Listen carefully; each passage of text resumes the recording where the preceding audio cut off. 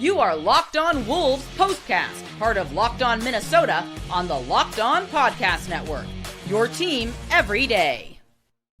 T-Wolves 2-game win streak snapped tonight against the Memphis Grizzlies. No Anthony Edwards for this one as well, his third straight non-appearance. 116-110, that's your final, Jack. 17-10 now on the year. What's going on back in the lab, back at it? Another T-Wolves Postcast, all part of the Locked On Podcast Network, which is now the #1 sports podcast network. That's Jack Borman, Wolves expert, NBA expert. Give him a follow on X at JRBorman13. I'm Luke Inman at Luke_Spinman. And of course, follow our guy Ben Beacon, too, host of the Locked On Timberwolves show. Remember to like and subscribe. Find all the video on the Locked On Wolves YouTube channel, of course, all the audio wherever you find your podcast. Lots to get into, Jack. A frustrating one tonight. Who fudged up the most? We got our biggest X factor, plus what we'll be talking about tomorrow. But just off the top here, Wolves riding this, little 2-game win streak. They've won 7 of their last 8. They're right in the middle of this 5-game homestand. Memphis coming in 2 games below 500. No Ja Morant, no Zach Edey, and about 6 other guys. No Anthony Edwards on the other side. So should be easy money, though, right? Struggling Grizzlies team, especially against, it feels like, upper echelon competition, I guess we'll call the Wolves right now, but no gimmies with the Wolves. We know that. They're up 1 at halftime, and then just felt like they decided, you know what, we're going to just forget to shoot the basketball in the second half. Felt like everybody went like ice cold, Jack. I know you're going to get into some numbers and some analytics, but they kept it within maybe 3, 4, 5 points those final 4 or 5 minutes and change, but just couldn't make a run at the end. Too little, too late.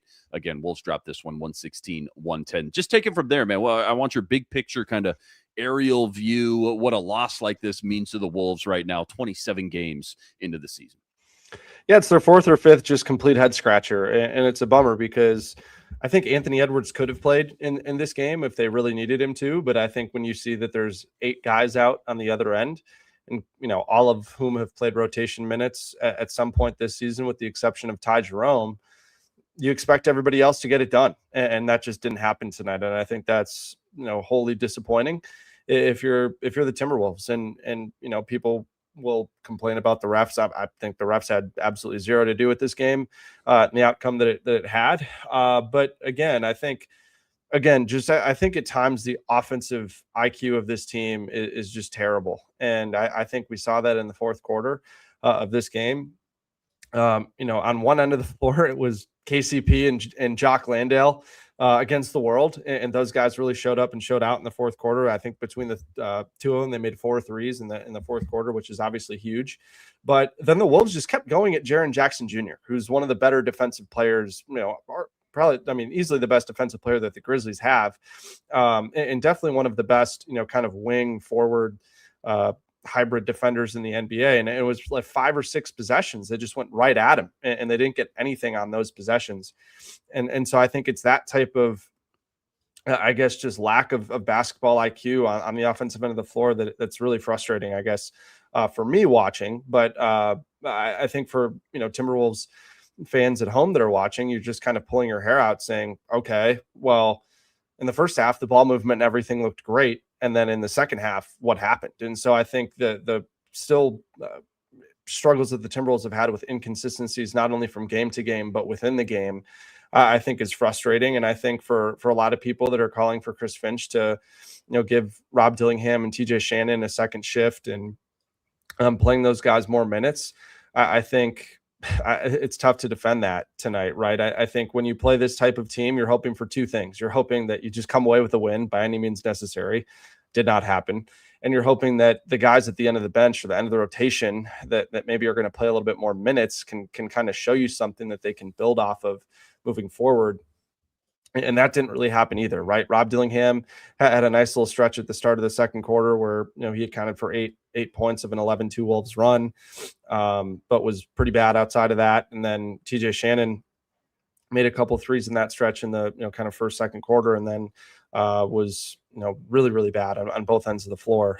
And then Jalen Clark didn't really give them much of anything in terms of, offensive production really throughout this game. I thought he, brought his normal, excellent defense, but again, I don't think there was enough offense there to really warrant him playing more than he did. And I think, again, it's just frustrating for Wolves fans, I'm sure, that beyond Naz Reid, the lack of consistency on the offensive end of the floor off the bench has just been has been a real issue. And I think it, if it hasn't already, it's become stale for me personally, as somebody that watches the team and covers the team on pretty much a daily basis here. But I just wonder what options the Wolves front office is going to have available to them, and how hard they look at them. Because even though rotations will shrink as the magnitude of these games grow, I still think that there's just something more that they're going to need.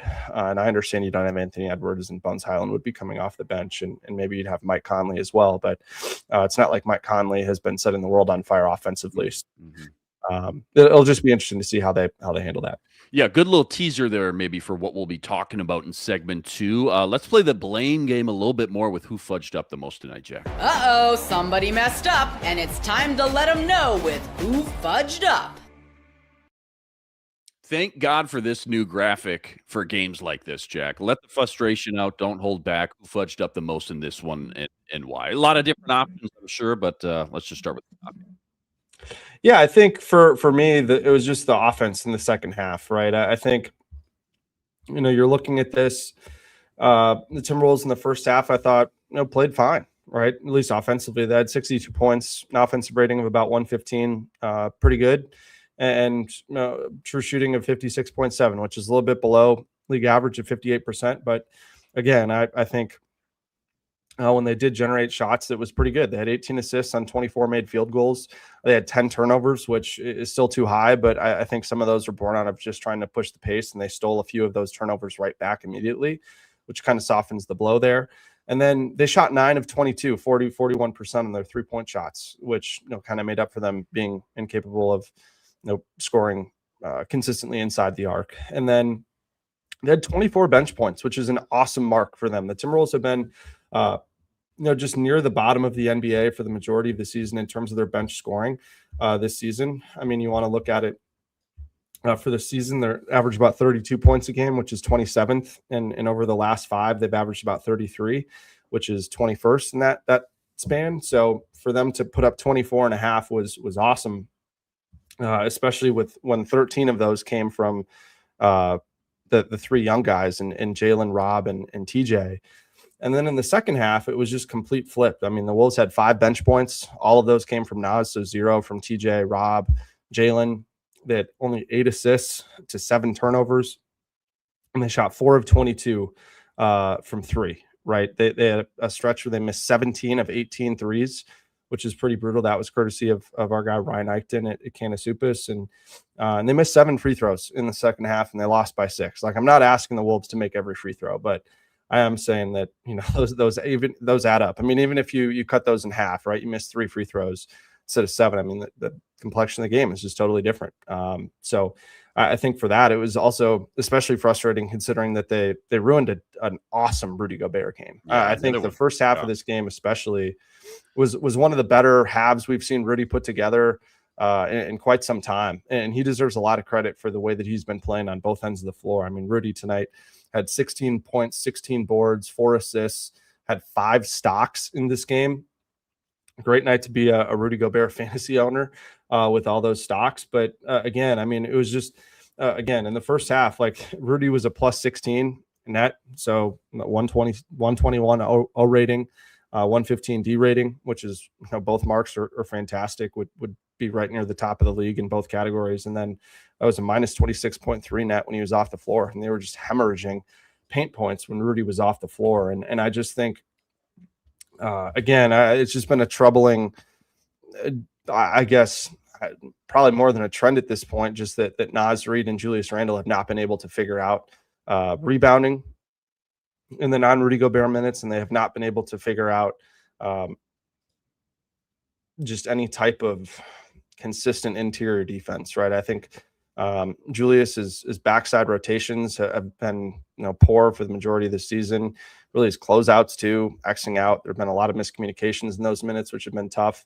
And it's also problematic when you're playing in those minutes, and maybe you have Jalen Clark and Jaden McDaniels out there at the same time, and you can't win with offense. So if you're really trying to go more defensive, hoping that those guys can carry your offense, and they're not able to do it, Nas and Julius and I had to combine 15 of 37 from the floor. It's not what you want to see from those two guys. And combined 4 of 17 from three. I just think it's going to be tough. And unfortunately, Rudy, I think, turned his ankle or something, had his left foot getting looked at on the bench near the start of that third quarter, which I think was problematic as well. But yeah, Gobert was tremendous in this game. And without him, I don't know, where they would be, because he was defending his tail off to contesting all sorts of shots in the mid-range. And so to ruin a game like that with just exceptionally poor offense that, I don't think he was really at fault of in any stretch of the imagination, I think was just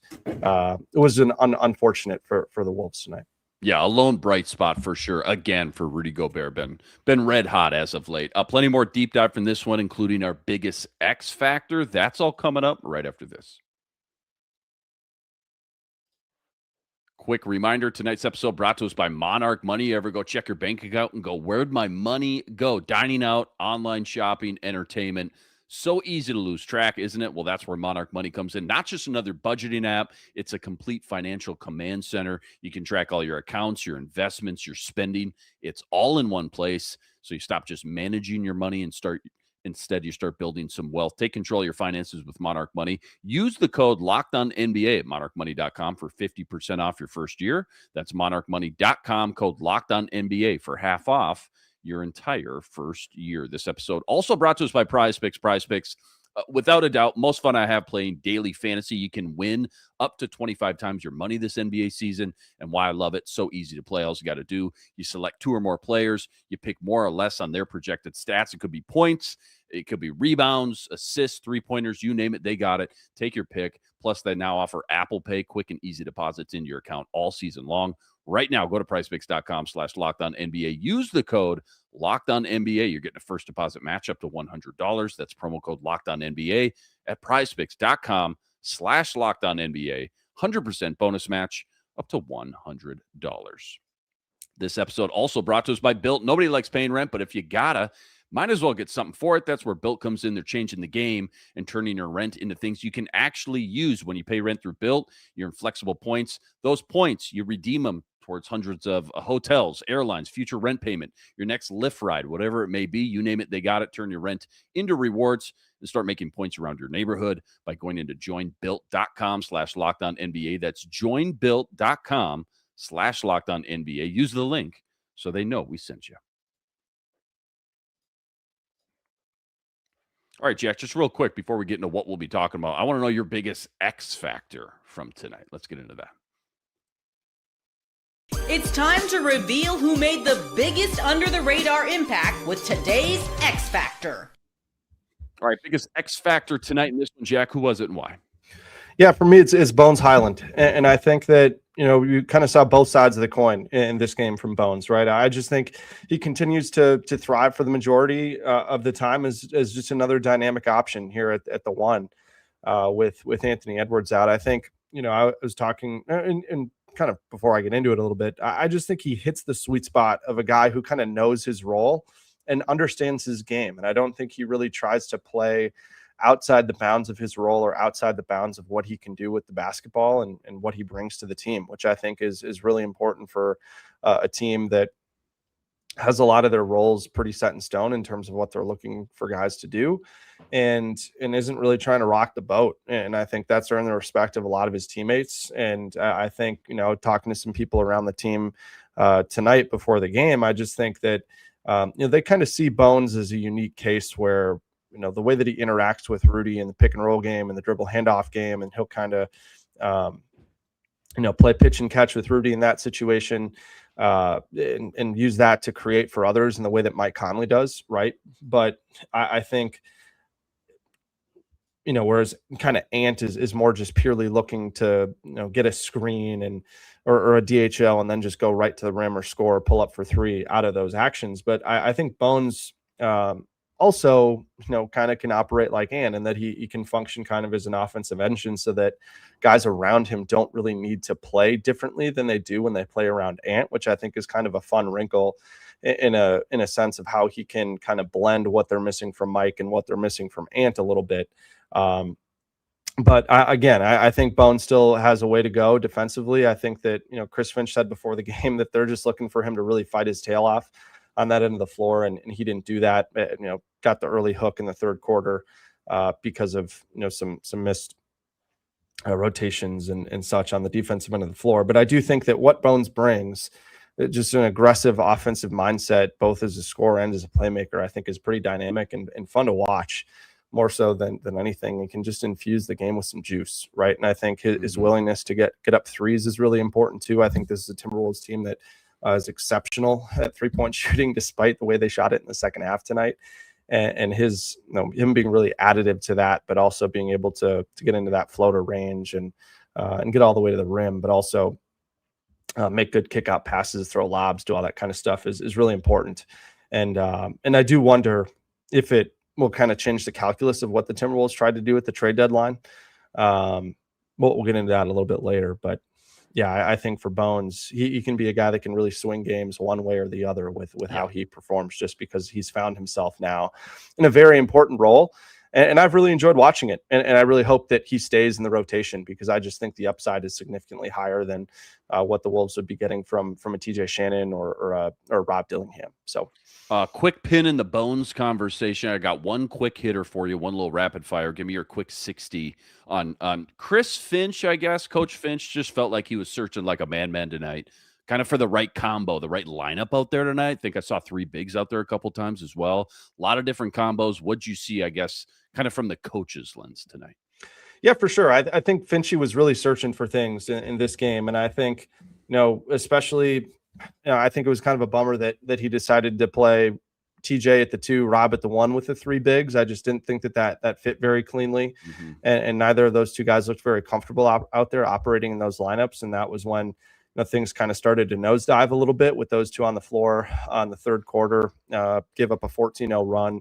That kind of started that. But I like the way that he got back to the 3 bigs with Dante at the 1 and Jaden at the 2.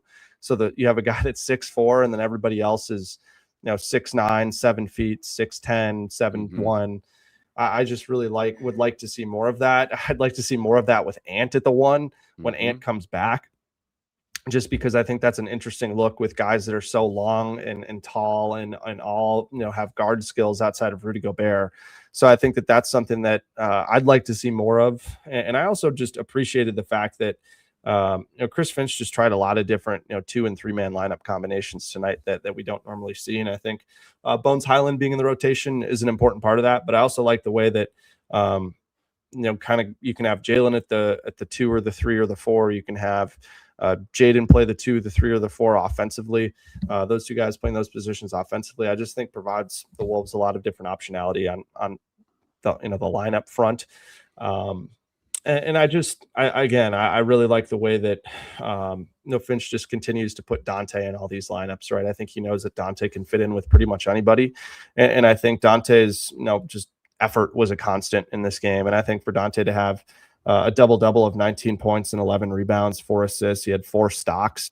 He's fighting his tail off in every capacity of the game. And I think that when you've got a player like that can really shoot the heck out of it, is a really solid chaser defensively, and can fit in just about any type of lineup while also giving you that type of effort, it's just obviously a nice boon for a coach. So it was great to see Dante played really well tonight for the most part. And it's unfortunate that, again, you get games like you do from Dante and Rudy, where those guys are all the dirty work, fighting your tail off. I think season high in rebounds for both of them, 27 rebounds between the 2 of them. To come up short is really tough. This is what you'll be talking about. 60 seconds left. Back to the Bones Highland discussion. You talked about the expanded role, his kind of emergence, I guess, lately. Will it, or do you think should it have any impact on the trade deadline? For long ways away, I know, but just early thoughts. Yeah, I just think it's going to be interesting to see, like, if you assume that the team is fully healthy, having Bones off the bench is kind of an offensive option. I just wonder if the Wolves try to lean into defense a little bit more and maybe try to move Rob Dillingham. I just think it's pretty clear that it's not working out. I don't think the relationship is awesome between he and Chris Finch. I think that's pretty evident from what you can see in the game.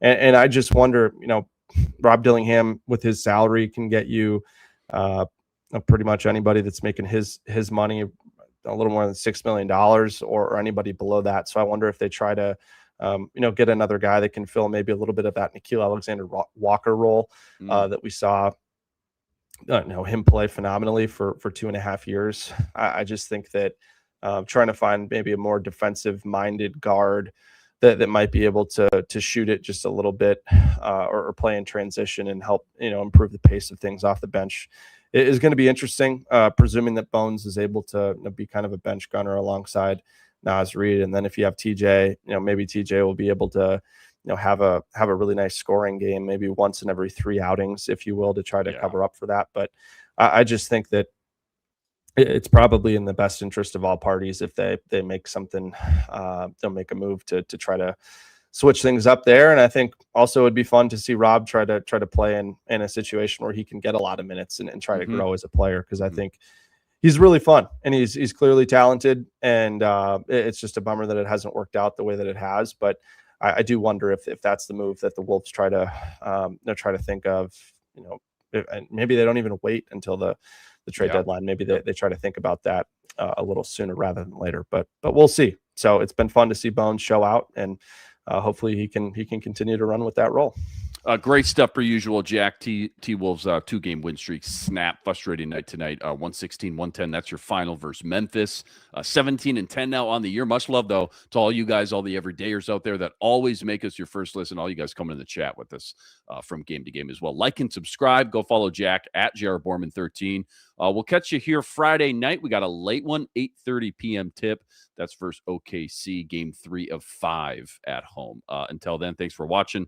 We'll talk to you next time. Signing out.